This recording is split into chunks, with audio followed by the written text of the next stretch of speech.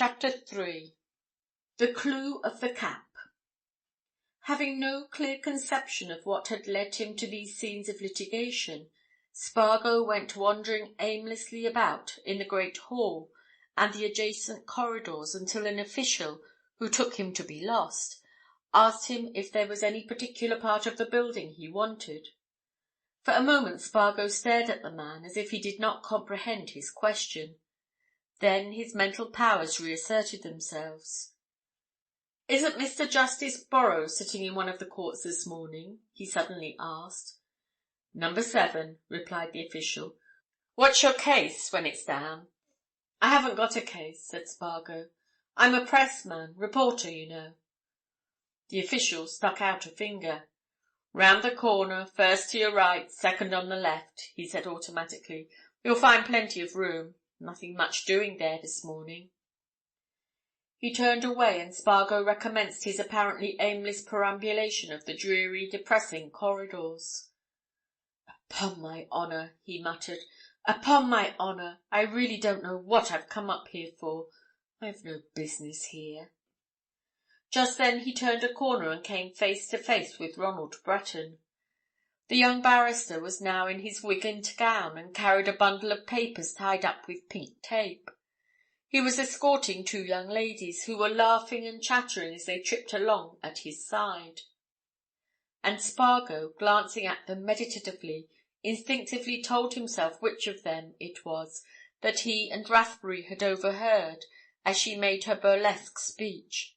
It was not the elder one, who walked by Ronald Breton with something of an air of proprietorship, but the younger, the girl with the laughing eyes and the vivacious smile. And it suddenly dawned upon him that somewhere, deep within him, there had been a notion, a hope of seeing this girl again. Why, he could not then think.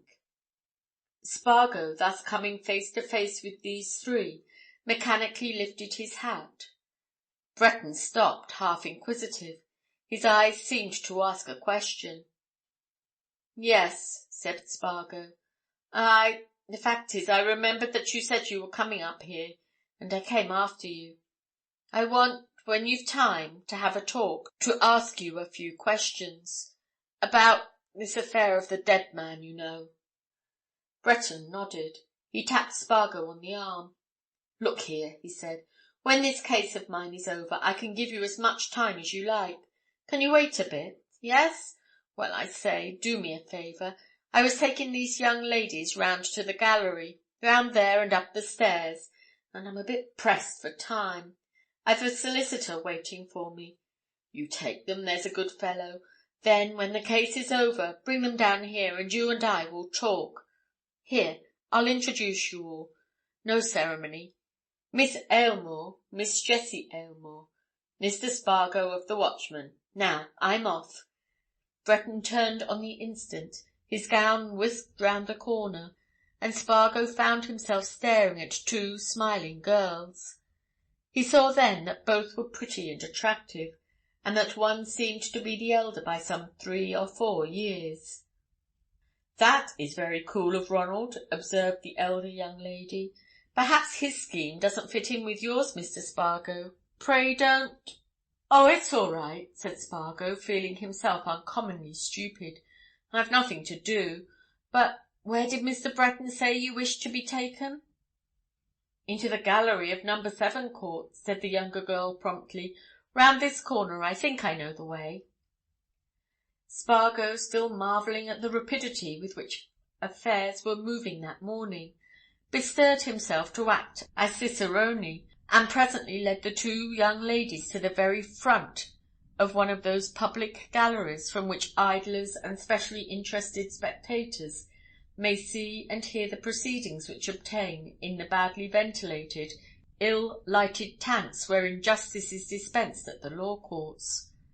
There was no one else in that gallery. The attendant in the corridor outside seemed to be vastly amazed that anyone should wish to enter it, and he presently opened the door, beckoned to Spargo, and came halfway down the stairs to meet him. "Nothing much going on here this morning," he whispered behind a raised hand. "But there's a nice breach case in number 5. Get you 3 good seats there, if you like." Spargo declined this tempting offer and went back to his charges. He had decided by that time that Miss Aylmore was about 23 and her sister about 18. He also thought that young Breton was a lucky dog to be in possession of such a charming future wife and an equally charming sister-in-law, and he dropped into a seat at Miss Jessie Aylmore's side and looked around him as if he were much awed by his surroundings. "I suppose one can talk until the judge enters," he whispered. "Is this really Mr. Breton's first case?" "His very first, all on his own responsibility, anyway," replied Spargo's companion, smiling. "And he's very nervous. And so's my sister. Aren't you now, Evelyn?" Evelyn Aylmore looked at Spargo and smiled quietly. "I suppose one's always nervous about first appearances," she said. "However, I think Ronald's got plenty of confidence, and, as he says, it's not much of a case. It isn't even a jury case. I'm afraid you'll find it dull, Mr. Spargo. It's only something about a promissory note." "Oh, I'm all right, thank you," replied Spargo, unconsciously falling back on a favourite formula. "I always like to hear lawyers. They manage to say such a lot about nothing," said Jessie Aylmore. "But there, so do gentlemen who write for the papers, don't they?" Spargo was about to admit that there was a good deal to be said on that point, when Miss Aylmore suddenly drew her sister's attention to a man who had just entered the well of the court. "Look, Jessie," she observed. "There's Mr. Elphick." Spargo looked down at the person indicated, an elderly, large-faced, smooth-shaven man, a little inclined to stoutness, who, wigged and gowned, was slowly making his way to a corner seat just outside that charmed inner sanctum wherein only King's Counsel are permitted to sit. He dropped into this in a fashion which showed that he was one of those men who loved personal comfort. He bestowed his plump person at the most convenient angle, and fitting a monocle in his right eye, glanced around him. There were a few of his professional brethren in his vicinity. There were 6 solicitors and their clerks, in conversation with one or other of them. There were court officials, but the gentleman of the monocle swept all these with an indifferent look and cast his eyes upward until he caught sight of the 2 girls. Thereupon he made a most gracious bow in their direction. His broad face beamed in a genial smile, and he waved a white hand.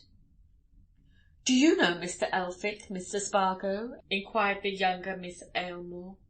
"I rather think I've seen him somewhere about the Temple," answered Spargo. "In fact, I'm sure I have." "His chambers are in Paper Buildings," said Jessie. "Sometimes he gives tea parties in them.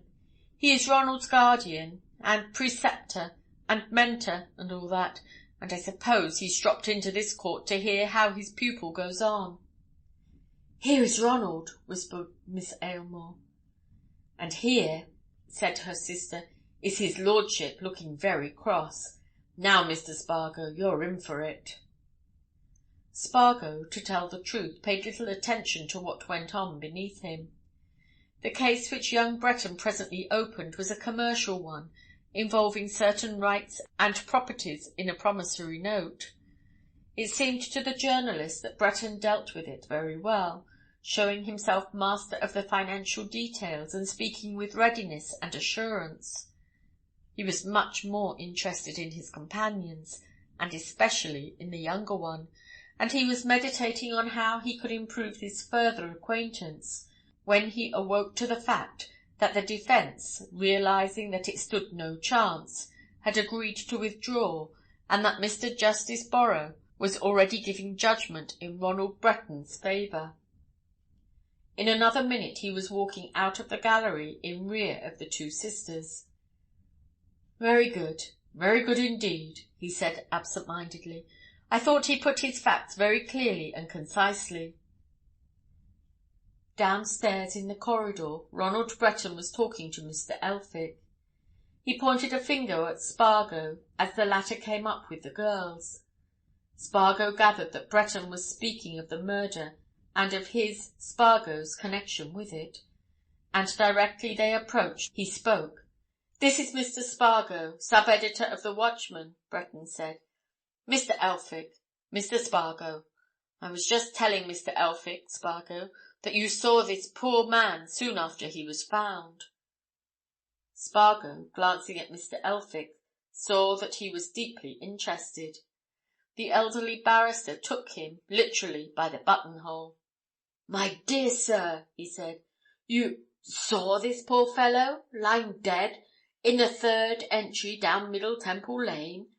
The third entry, eh?" "Yes," replied Spargo simply.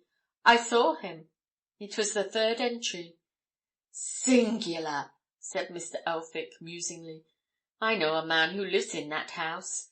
In fact, I visited him last night and did not leave until nearly midnight. And this unfortunate man had Mr. Ronald Breton's name and address in his pocket?" Spargo nodded. He looked at Breton and pulled out his watch. Just then he had no idea of playing the part of informant to Mr. Elphick. "Yes, that's so," he answered shortly. Then, looking at Breton significantly, he added, "If you can give me those few minutes now—" Yes, responded Ronald Breton, nodding. "I understand. Evelyn, I'll leave you and Jessie to Mr. Elphick. I must go." Mr. Elphick seized Spargo once more. "My dear sir," he said eagerly, "do you think I could possibly see the body?" "It's at the mortuary," answered Spargo. "I don't know what their regulations are." Then he escaped with Breton. They had crossed Fleet Street and were in the quieter shades of the Temple before Spargo spoke. "About what I wanted to say to you," he said at last. "It was this. I've always wanted, as a journalist, to have a real big murder case. I think this is one.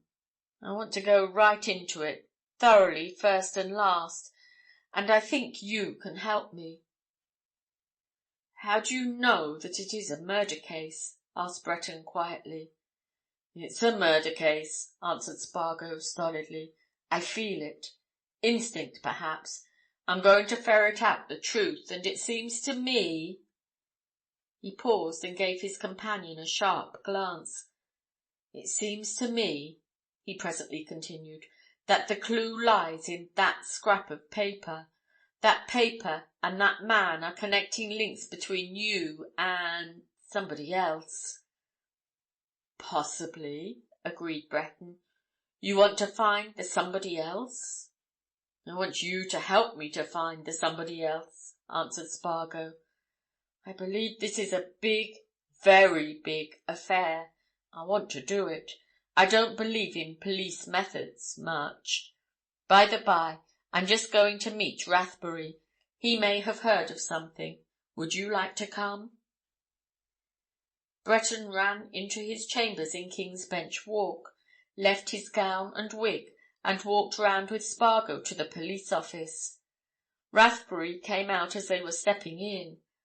"Oh," he said. "I've got what may be helpful, Mr. Spargo. I told you I'd sent that man to Fiskie's, the hatter. Well, he's just returned. The cap which the dead man was wearing was bought at Fiskie's yesterday afternoon, and it was sent to Mr. Marbury, room 20, at the Anglo-Orient Hotel." "Where is that?" asked Spargo. "Waterloo District," answered Rathbury. "A small house, I believe. Well, I'm going there. Are you coming?" "Yes," replied Spargo. "Of course. And Mr. Breton wants to come too." "If I'm not in the way," said Breton. Rathbury laughed. "Well, we may find out something about this scrap of paper," he observed, and he waved a signal to the nearest taxicab driver. Chapter 3